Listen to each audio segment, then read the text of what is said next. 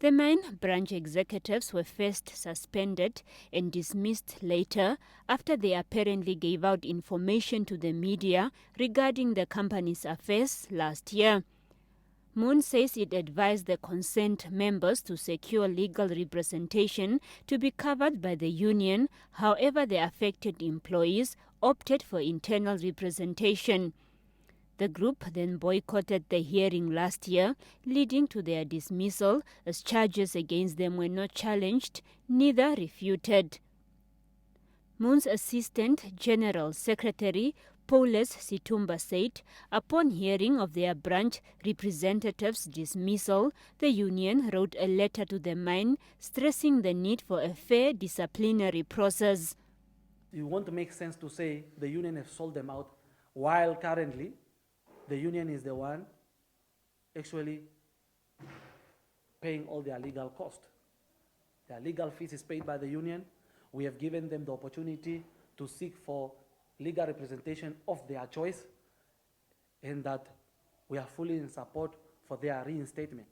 That's why the union even went further, and we have engaged Industry All, which is a global union. Mine Workers Union also dismissed allegations by the concerned members that they were dismissed on an account of a letter by the union's General Secretary to the mine.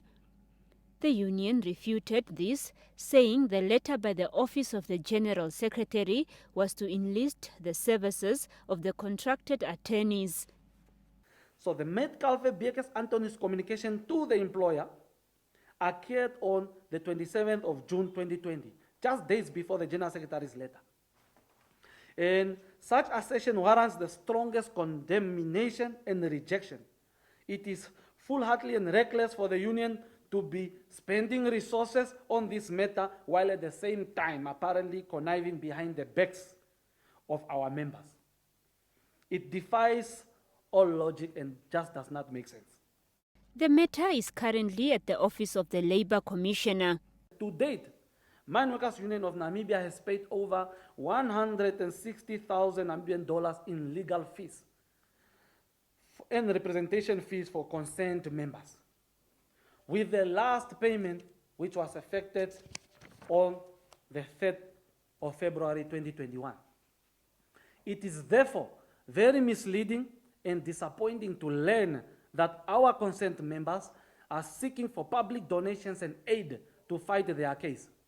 We assured the concerned members that our financial support to them shall continue as undertaken. Contacted for a comment, the dismissed employees refused to comment on the statement by the union and questioned the authenticity of the statement as it was not signed. Selima Henok, NBC News, Windhoek.